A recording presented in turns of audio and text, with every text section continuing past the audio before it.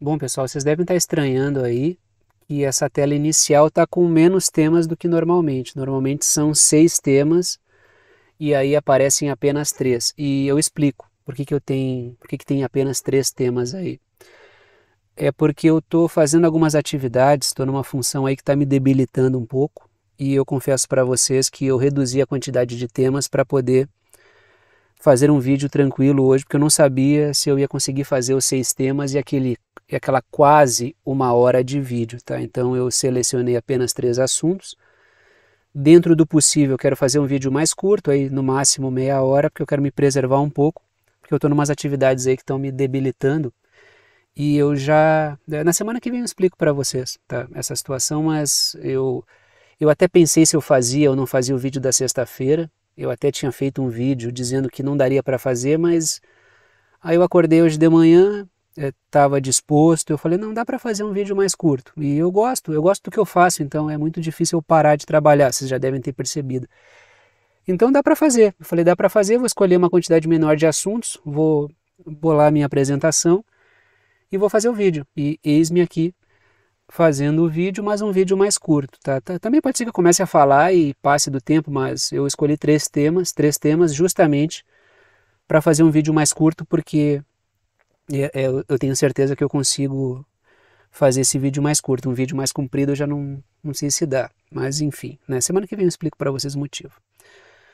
Mas então aí, vamos lá, né? Vamos fazer esse videozinho de hoje, vídeo de sexta-feira, fechando a semana, e 3 temas aí, os temas que eu trouxe, os temas não, né? Os temas que eu trouxe para discussão, pintados em vermelho, os assuntos em destaque. Os temas em destaque aparecem no título e na capinha do vídeo. E, como sempre, aqui embaixo um recado que é sempre importante. A minutagem permite que você selecione na linha do tempo o tema que quer assistir, de forma que vocês podem assistir ao vídeo inteiro ou apenas aqueles assuntos que forem do interesse de vocês. E sem mais delongas, a gente parte para o primeiro tema, que é o seguinte. E antes de tudo, eu peço desculpas pelo vídeo mais curto, né? E agradeço a vocês pela compreensão. Fiz essa fala inicial e acabei esquecendo de falar isso. Mas enfim, semana que vem, segunda-feira, eu já volto se tudo correr certo, né? Mas semana que vem eu volto com um vídeo do tamanho normal, tá? É só nessa quinta e sexta-feira que eu tô meio debilitado aí por umas coisas que eu tô fazendo. Mas enfim, né? Primeiro tema é esse aí, coloco lá na parte superior da tela, dentro daquela caixinha preta, o seguinte título: a OTAN bancará tal ato suicida? É uma pergunta. Será que a OTAN vai bancar tal ato suicida? Qual ato suicida? O suicídio da Ucrânia. Porque ao colocar a Ucrânia como uma ferramenta da OTAN, ao topar essa parada, o governo ucraniano promoveu um ato de suicídio. Tanto é que essa fala do Zelensky aqui, ela não pode ser mais ilustrativa sobre o atual momento que a Ucrânia vive. É um momento muito complicado e isso faz com que o momento que a OTAN vive também seja muito complicado. Porque o projeto da OTAN na Ucrânia naufraga, a sua ferramenta pode ser destruída completamente, só que essa ferramenta que a OTAN escolheu é uma nação, é um país e tem uma população. Então, quando o Zelensky fala isso aqui, ele dá a ideia do quão grave é a OTAN bancar esse ato suicida. Fazer da Ucrânia uma ferramenta que vai se desgastar até o final. Trago aí a seguinte matéria. Segundo palavras do Zelensky, tá? Uma guerra congelada que vai perdurar por um bom tempo significa que nossos filhos e nossos netos terão que lutar e terão que morrer. Então, o que o Zelensky está falando é: essa guerra não só compromete os adultos de hoje, como compromete também os adultos do futuro. É isso que o Zelensky está colocando. Segundo o general Zaluzhny, comandante militar ucraniano, figura respeitada dentro da Ucrânia, existe um impasse e a Ucrânia não tem como avançar. De forma que continuar nessa situação seria colocar mais combatentes ucranianos para morrerem num fronte. Tanto é que vários setores da OTAN já ventilam a possibilidade, e inclusive fazem uma certa pressão, para que o conflito chegue ao fim. A questão é que para a OTAN, como bem observou um camarada no dia de ontem, não pode parecer uma derrota. Então a saída precisa ser mais ou menos honrosa, como eu trouxe ontem uma matéria do chefe da inteligência ucraniana dizendo, olha, a gente não vai assinar nenhum tratado de paz, muito embora a guerra em si possa acabar, ou seja, deixem uma porta de saída honrosa para a Ucrânia. O cara estava praticamente implorando por isso. Vamos ver como é que a Rússia vai atuar. Por quê? Porque a Rússia vive um momento no qual, se ela continuar nesse conflito, ela desgasta completamente o governo ucraniano, que é um governo anti-Rússia, e ela debilita muito a logística da OTAN. Então já não é negócio, há um bom tempo para a Rússia, acabar com o conflito. Então vai depender muito de como a Rússia vai abordar a questão. Quanto mais o conflito passa, mais tempo perdura esse conflito, mais a Rússia fica em posição favorável. Por isso que o tempo hoje, a Rússia que é a dona do tempo. Tá aí o Zelensky, acho que nem precisa dizer, né? O Zelensky já é figura mais do que conhecida, já que foi aí, ganhou o centro da mídia por um bom tempo, não mais. Letrinhas vermelhas, trago 2 pontos, começo pelas letras vermelhas. O Zelensky disse que quer evitar uma guerra prolongada, mas que isso pode acabar ocorrendo. Na verdade, o Zelensky é o cara que está lá para garantir um conflito prolongado. Para garantir que essa guerra perdure tanto quanto possível, porque a crise promovida por essa guerra faz com que vários setores capitalizem sobre ela. Claro, e também tem um aspecto de diretamente setores da indústria bélica ganharem um monte de dinheiro com o conflito. Então tem figuras que bancam o Zelensky no poder e a função do Zelensky é fazer o conflito perdurar. O Zelensky é um dos principais responsáveis, o Zelensky e o seu entorno, pela destruição da Ucrânia. Quando eu falo aqui que a OTAN bancará pergunto se a OTAN vai bancar um ato suicida, essa pergunta também cabe ao governante. Ele vai manter a Ucrânia nessa rota suicida? Essa é a questão. Só que o Zelensky, não sei se tem autonomia ou não, acho que não, para tirar a Ucrânia disso. Então o Zelensky é um funcionário da OTAN. Mas já não existe consenso, tá? Essa é uma questão importante, já existe aí uma grande contradição interna sobre manter ou não manter esse conflito. Letrinhas azuis. O Zelensky falou isso, essa questão de uma guerra prolongada, uma guerra congelada aí que vai perdurando. Ele falou isso após o Zaluzhny, que é o principal general ucraniano, ter falado sobre um impasse, que ninguém avança. Aí o Zaluzhny disse, a gente já não tem mais muito o que fazer. Aí o Zelensky discordou dele. Agora vem o Zelensky, faz uma espécie de correção de curso, porque ficou uma coisa muito despregada da realidade, e diz que olha, o conflito pode ficar congelado aí. E vai morrer muito ucraniano. Claro, ele diz, espero que não, por uma questão de formalidade. Ele não vai querer que morram ucranianos, não vai falar isso publicamente. Ele pode até querer, mas ele não vai falar isso publicamente. Mas o fato é, depois que o Zaluzhny falou que tem um impasse, o Zelensky vem com essa história de, olha, uma guerra congelada vai matar muita gente, tenta jogar a responsabilidade para a OTAN, como eu coloco nessa próxima tela aqui, que eu coloco nas letrinhas vermelhas ali, né? O Zelensky espera que a OTAN apoie a Ucrânia com armas de ponta para derrotar a Rússia mais rapidamente. Isso é um devaneio, né? Isso aí é um devaneio completo. Primeiro porque a OTAN não vai mais comprometer a própria segurança dos países membros, está com uma logística comprometida. E segundo que a Rússia está numa condição bastante favorável. É muito difícil a Ucrânia reverter essa situação. Foi isso que que o Zaluzhny falou, e do qual o Zelensky discordou, mas agora está fazendo uma certa correção de curso no seu discurso aí. Letrinhas azuis.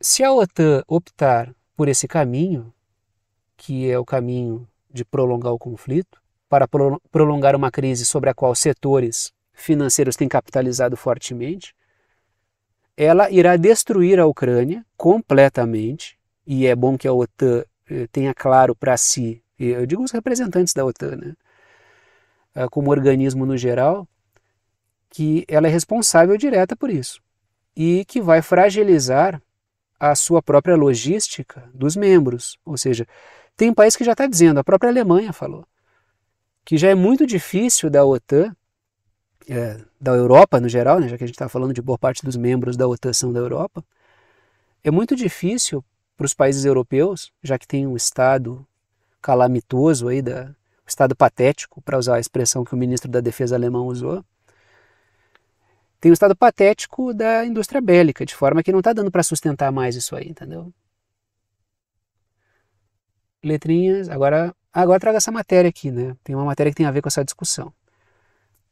O Zelensky admite que os tanques dos Estados Unidos não conseguem reverter a situação no campo de batalha. Aí a matéria continua. A quantidade de tanques é muito pequena, acrescentou o presidente ucraniano.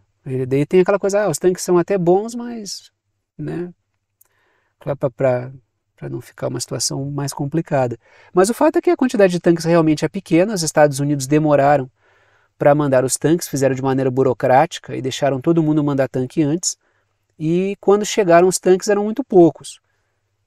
Então, essa ideia da Ucrânia de promover ataques com veículos, a quantidade ficou até uma paródia do projeto original, porque não tem como manter. O próprio Zaluzny, de quem eu estava falando agora há pouco, ele comentou várias vezes que não tem como promover um combate adequado com a quantidade de equipamento que foi enviado. E mesmo essa quantidade menor de equipamento que chegou na Ucrânia já fragilizou as condições da logística da OTAN. Detalhe, muita coisa nem foi para a Ucrânia, muita coisa, a Ucrânia serviu como ponto de dispersão de armas e equipamentos para o mundo inteiro, para todo tipo de atividade estranha, guerrilhas, de rebeldes, contra governos soberanos, grupos terroristas, organizações criminosas. Muitas armas chegaram à Ucrânia e foram vendidas e nem usadas no fronte na Ucrânia por variados grupos ucranianos, mas o fato é que o conflito na Ucrânia debilitou a OTAN de uma forma absurda. Letrinhas verdes. Os militares ucranianos apelidaram de zoológico a situação dada a diversidade de armas enviadas, ou seja, os países foram raspando os estoques e mandando um monte de armamento diferente. Aí a Ucrânia teve que lidar com essa situação. Claro, a Ucrânia recebeu uma quantidade enorme de equipamentos, o suficiente para debilitar a própria máquina de guerra da OTAN. Ontem até um camarada comentou, Tiago, mas tu não acha que todo esse auê em torno da debilidade da OTAN não serve para aumentar o ganho? Não, tudo bem, eu concordo com isso. Eu acho que é uma ponderação muito pertinente, né? Concordo sim. Mas eu acho que tem um elemento além do ganho da indústria bélica, que é a própria saúde das forças militares e dos equipamentos que possam fazer uma força ser combativa. Então, sim, a indústria bélica colocou no cálculo o seu lucro, mas para que esses setores possam continuar tendo a força que têm, eles não basta ter apenas dinheiro, precisam ter uma máquina de guerra azeitada. E eu acho que nesse sentido houve uma irracionalidade ao ponto de ganhar tanto com contratos superfaturados, houve tanta rapinagem aí, que isso acaba debilitando a própria força de guerra desses setores. Então esses caras eles podem ganhar muita grana, mas eles precisam de máquinas de guerra para continuar tendo privilégios e força nos seus interesses globais, senão eles perdem campo. Então é preciso ganhar muito dinheiro, mas também é preciso ganhar as guerras, caso contrário a coisa fica comprometida. Por isso que há uma irracionalidade quando tu quer lucrar tanto que compromete a tua própria força de guerra. É nesse sentido que eu falo, mas concordo completamente que houve um ganho imoral aí, né? Continuamos falando do tema Ucrânia, porque o Jeffrey Sachs, que é um importante analista estadunidense, ele afirma que Washington, ou seja, o governo dos Estados Unidos, intensificou a política externa falha na Europa Oriental. Ele diz que os Estados Unidos estão apostando numa mão errada, eles estão errando a mão e estão dobrando a aposta com uma péssima mão de cartas, entendeu? o plano está errado e eles estão dobrando a dose. E isso está levando a uma implosão da força e da influência dos Estados Unidos. Esse cara falou isso numa entrevista que ele deu. Trago 3 pontos, começo pelas letrinhas azuis. O analista dos Estados Unidos, o Jeffrey Sachs, ele disse que os Estados Unidos erraram em tentar instrumentalizar o leste europeu contra a Rússia, porque isso gerou na Rússia uma conduta de hostilidade. E dado o poderio militar da Rússia, gerou uma resposta russa por causa de preocupações de segurança que são legítimas. As preocupações russas são legítimas. Houve a clara impressão, isso não é só o Jeffrey Sachs que aponta, como eu já li artigos do Conselho de Relações Exteriores, que é um centro de estudos estadunidense, muito embora ele seja historicamente ligado às oligarquias britânicas. Mas o fato é que já teve texto no Conselho de Relações Exteriores falando que a OTAN ela continuou numa expansão em direção ao leste, a leste continuou colocando membros cada vez mais próximos da Rússia, e isso disparou uma hostilidade da Rússia em relação à OTAN justificável. Então, o que o Jeffrey Sachs está colocando aí não é nenhuma opinião pró-Kremlin, isso é uma realidade, tá? Segundo ponto. Ele disse que os Estados Unidos, o Jeffrey Sachs, que os Estados Unidos continuam a dobrar a aposta em uma mão perdida e que essa é a rota de destruição da Ucrânia. Inclusive ele falou que é necessário que a política externa dos Estados Unidos mude isso. Que se não houver uma mudança, a Ucrânia será destruída e a influência dos Estados Unidos estará comprometida porque é um projeto errado. São escolhas infelizes e aqui eu coloco o meu acréscimo, que são fruto de uma percepção de um mundo que não existe mais. Esse mundo imaginado, onde esse plano daria certo, esse mundo já não existe mais. Não há mais uma hegemonia da OTAN, dos Estados Unidos. O que existe hoje é uma ascensão de um mundo multipolar. E os Estados Unidos podem acelerar sua ruína ou retardá-la. Segundo Jeffrey Sachs, estão acelerando. Letrinhas verdes. Ele disse que os Estados Unidos erraram ao promover o Euromaidan, que foram aquelas bagunças promovidas dentro da Ucrânia, que levaram ao poder forças que fizeram da Ucrânia uma ferramenta dos Estados Unidos e da OTAN. E naquele episódio, por causa da hostilidade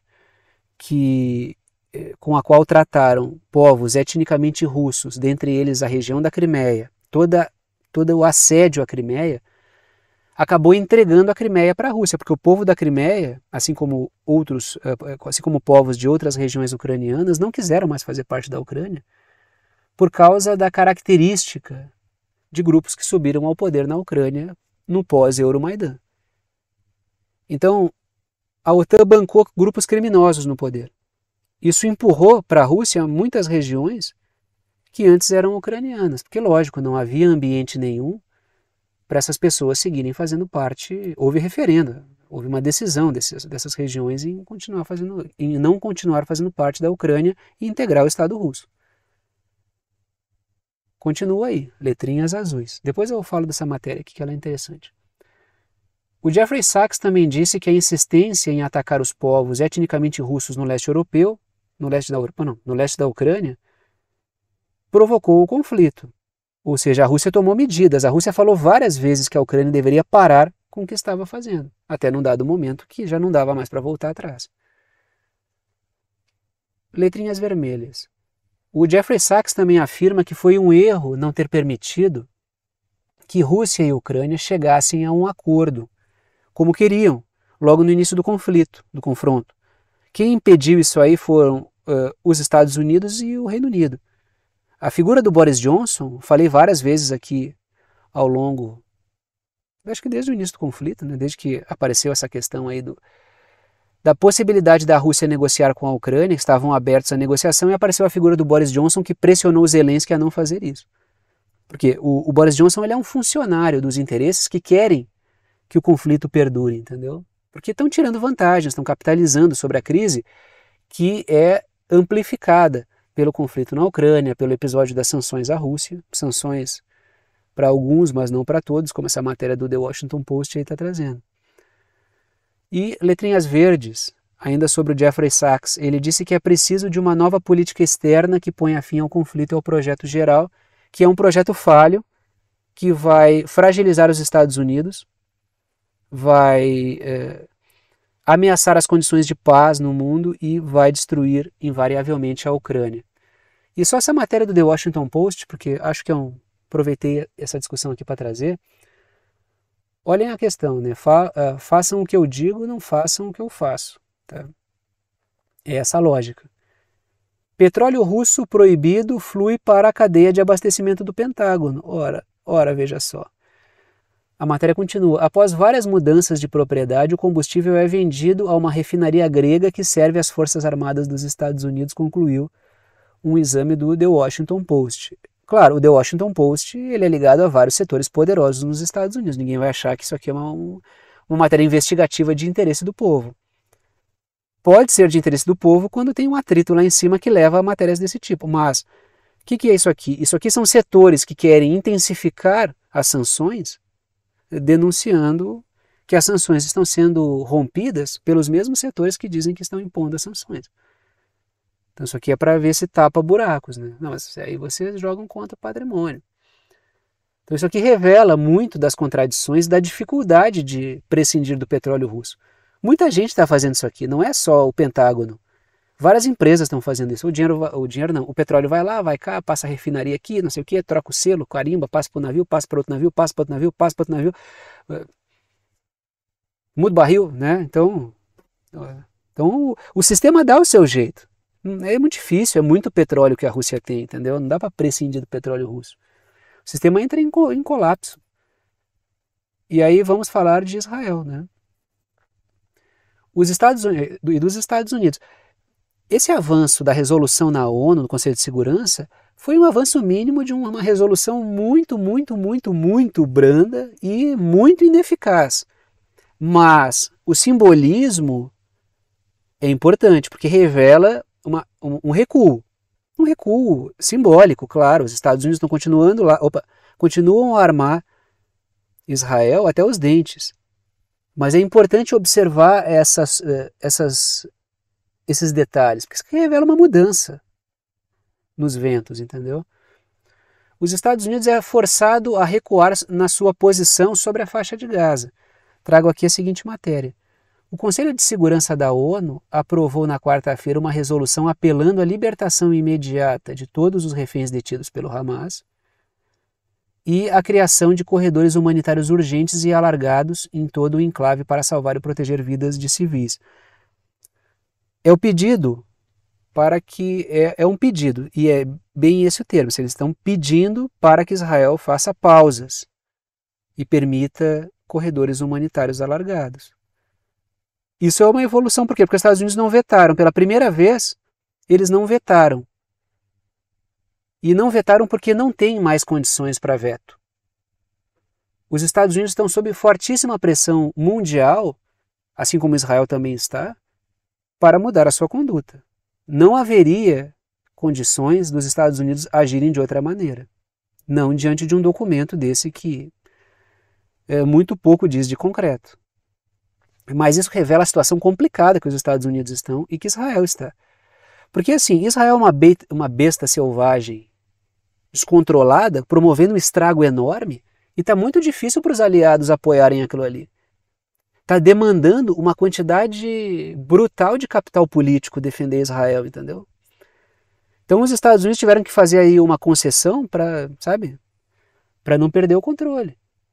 Coloquei um mapinha aí com a região da faixa de Gaza circulada, tá em vermelho aí, tá só para ilustrar. Vocês já devem estar cansados de ver esse mapa aí, mas é sempre bom espacializar. Letrinhas vermelhas. Pela primeira vez, os Estados Unidos não tiveram condições de barrar uma resolução, dada a pressão que estão sofrendo.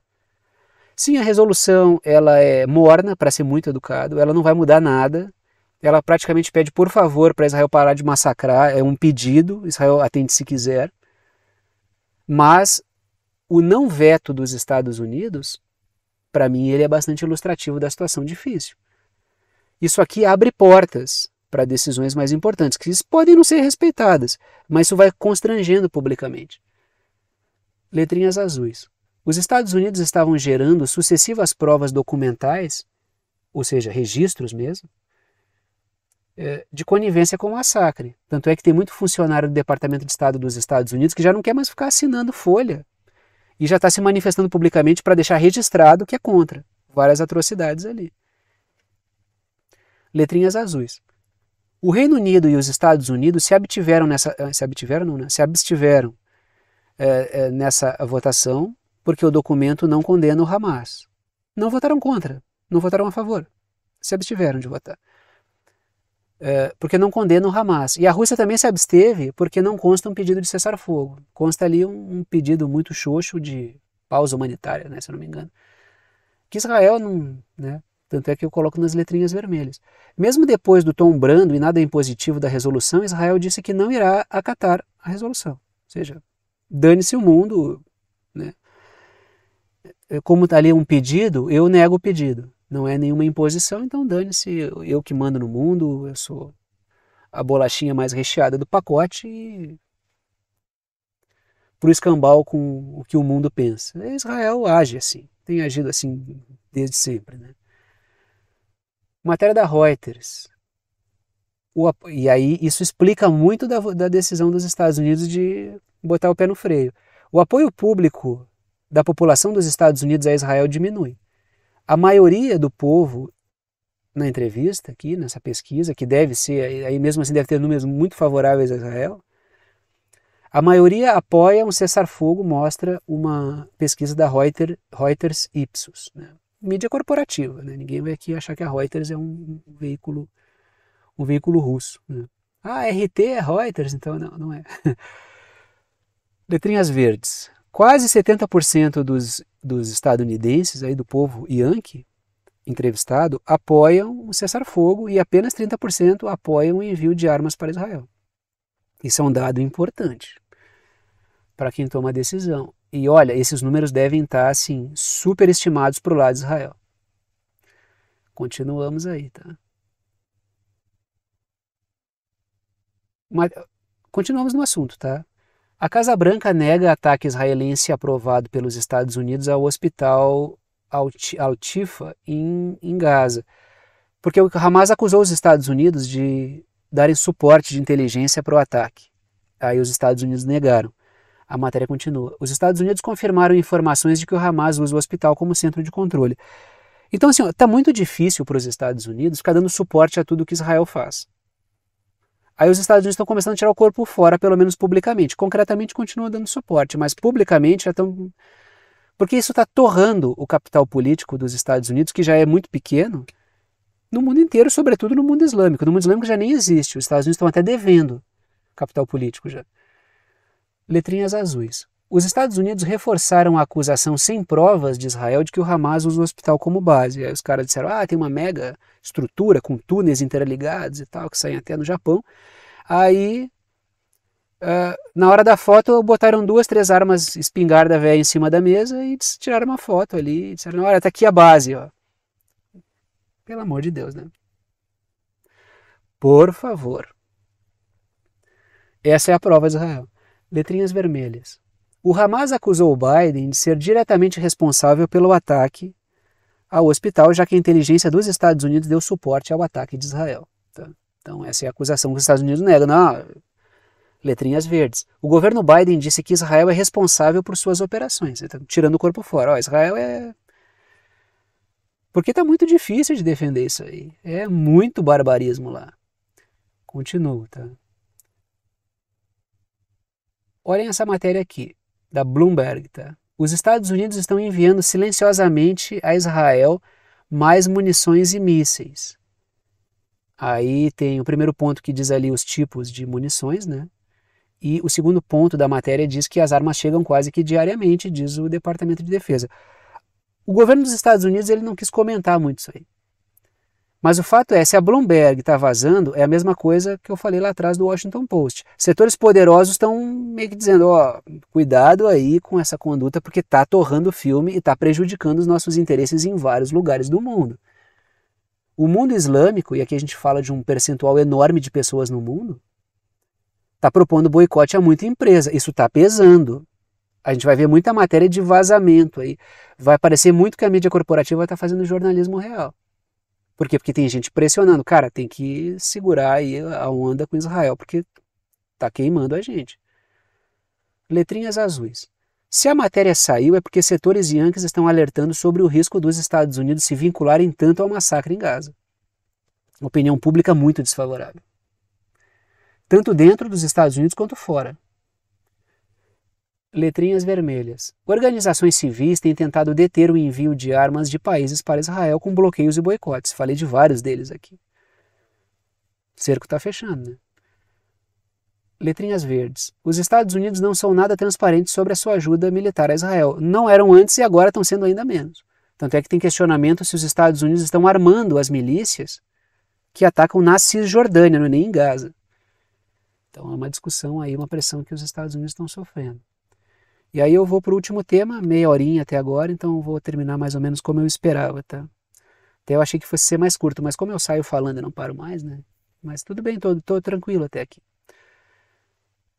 Os Estados Unidos podem sofrer um revés na Ásia, porque o Partido Popular e o Kuomintang de Taiwan concordam em candidatura conjunta na corrida presidencial. Isso é muito desfavorável para o partido que é aliado dos Estados Unidos. Aí a coisa fica mais complicada, já que o Kuomintang e o Partido Popular, como eu coloco ali nas letrinhas vermelhas, o Partido Popular e o Kuomintang são favoráveis a melhores relações com os Estados Unidos, ou com a China.